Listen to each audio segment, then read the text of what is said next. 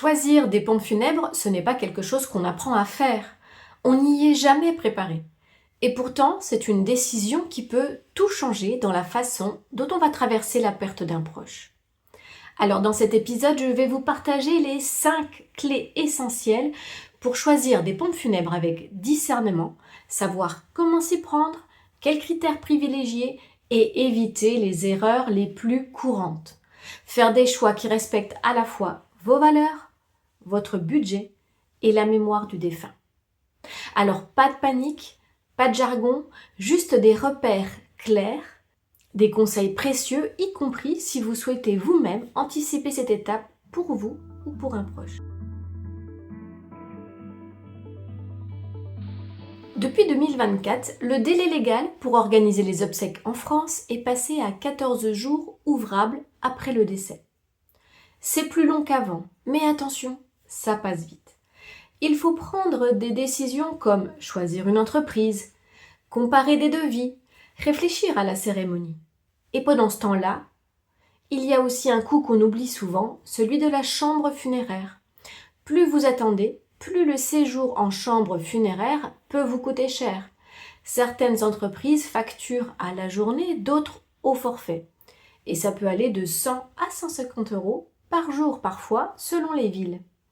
Alors mon conseil, ne laissez pas traîner les choses en pensant avoir le temps. L'idéal, c'est de s'entourer rapidement d'un professionnel de confiance pour éviter les coûts inutiles et organiser un adieu qui ait du sens, sans subir la pression de l'urgence. Et si possible, anticiper pour vous-même. Rencontrez des pompes funèbres avant d'en avoir besoin. Visitez leurs locaux. Discuter de leurs services et de leurs valeurs permet de gagner du temps et d'éviter du stress. Posez vos questions. Voyez comment vous êtes accueillis. Demandez un devis type. Un point clé, c'est qu'une bonne entreprise funéraire inspire confiance et prend le temps d'écouter les familles. Voici quelques questions toutes simples que vous pouvez poser. Comment accompagnez-vous les familles ? Est-ce que je verrai la même personne tout au long du processus ? Vous pouvez demander aussi, est-ce que vous proposez des alternatives écologiques ? Ou alors, comment personnalisez-vous les cérémonies ? Pouvez-vous me montrer des cérémonies organisées ? Ces quelques échanges peuvent tout changer, le jour où vous en aurez vraiment besoin.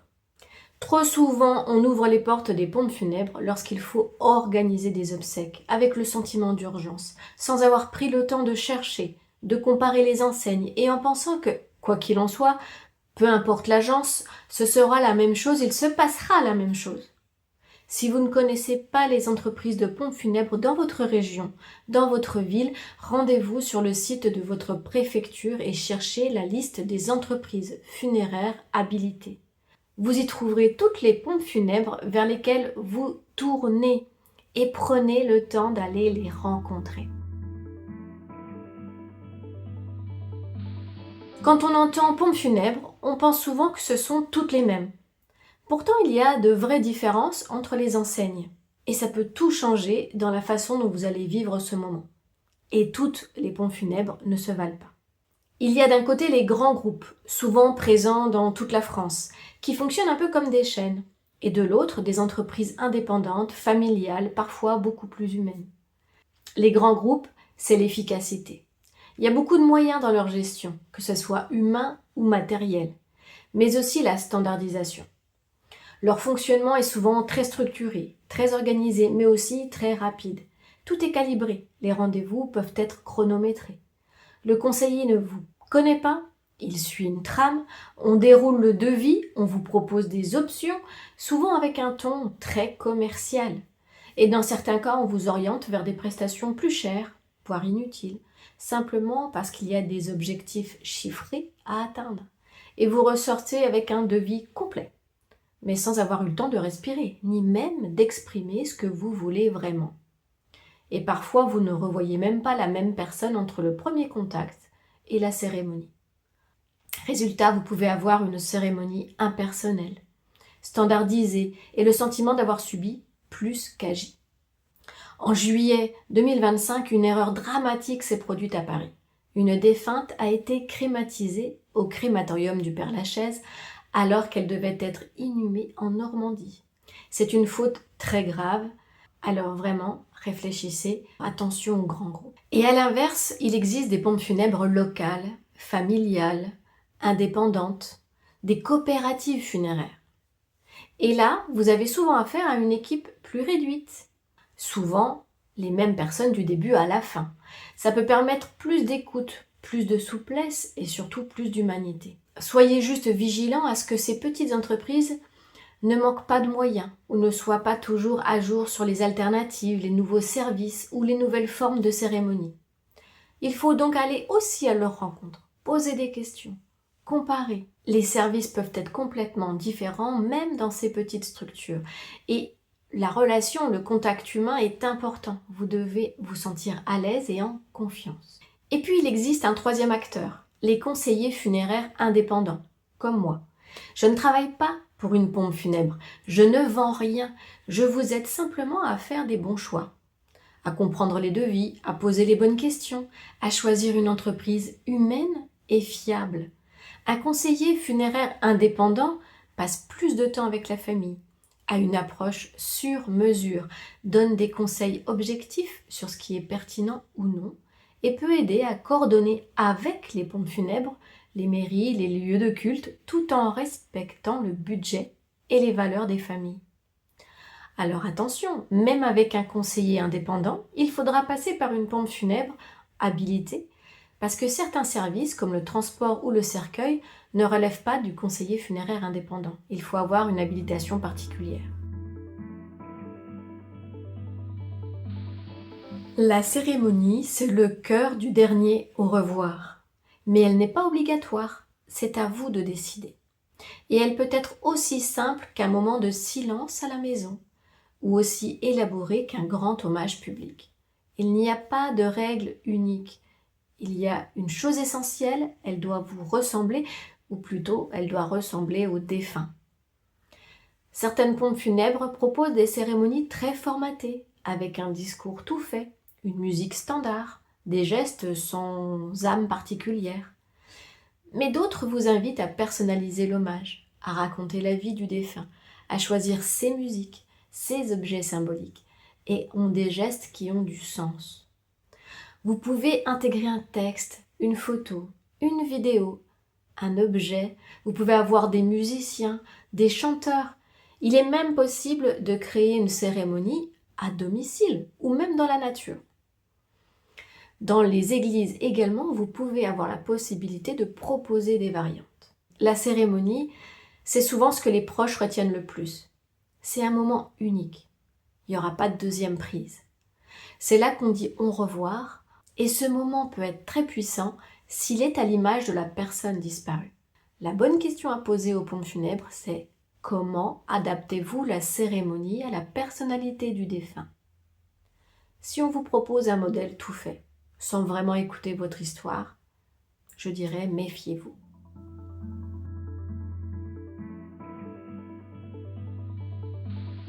Le devis. C'est votre outil pour savoir où vous mettez les pieds. Et il est obligatoire et gratuit. Toutes les entreprises de pompes funèbres doivent vous le fournir sans engagement. Prenez temps de bien le lire.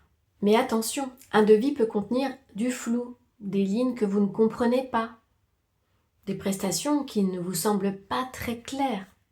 Par exemple, un soin de conservation, une location de chambre funéraire sont parfois ajoutées par défaut, pourtant elles ne sont pas toujours nécessaires.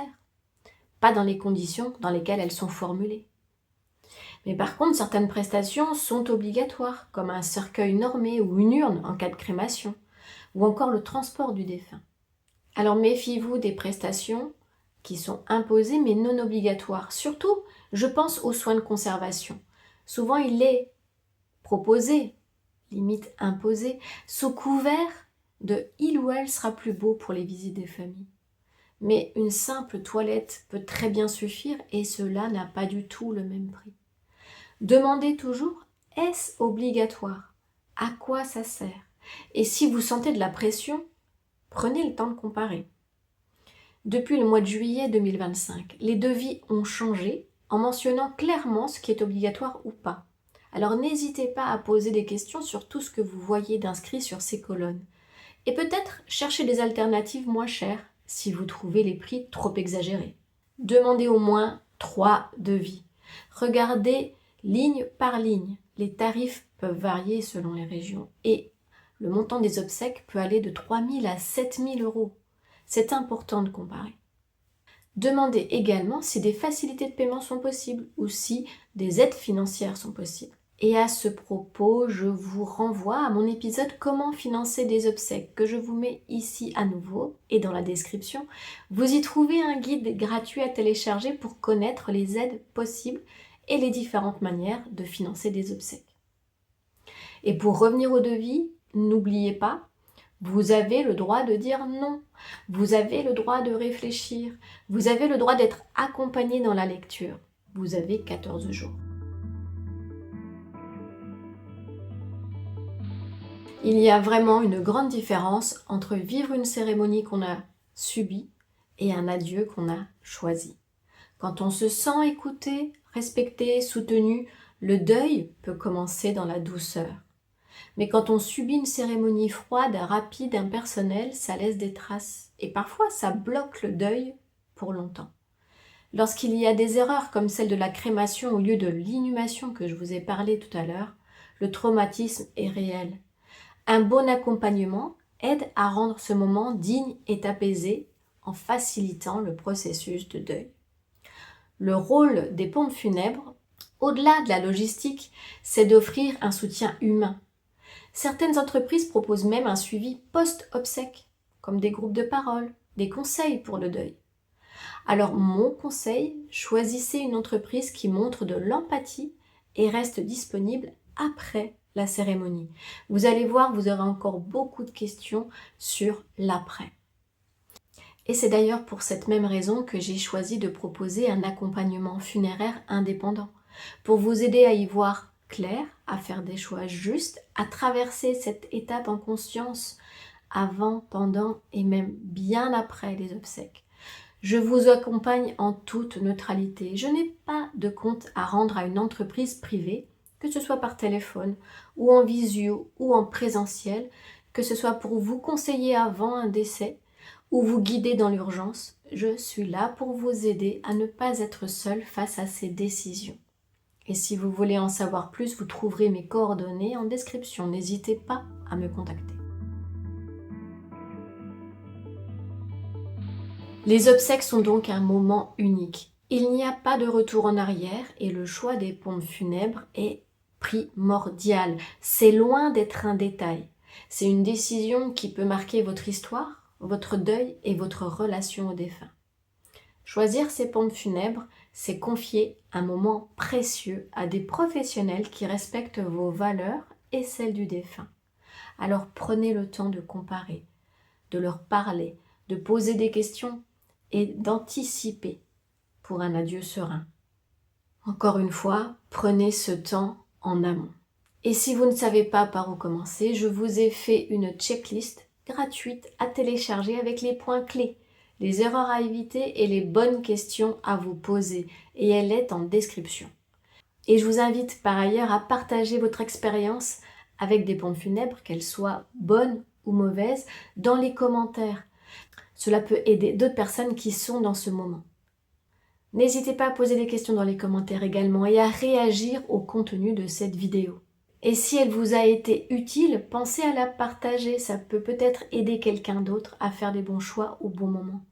Et merci pour vos likes, n'hésitez pas à vous abonner, ça va beaucoup m'aider et à faire grandir cette chaîne. Et je vous dis à bientôt sur La Mort Autrement. Au revoir.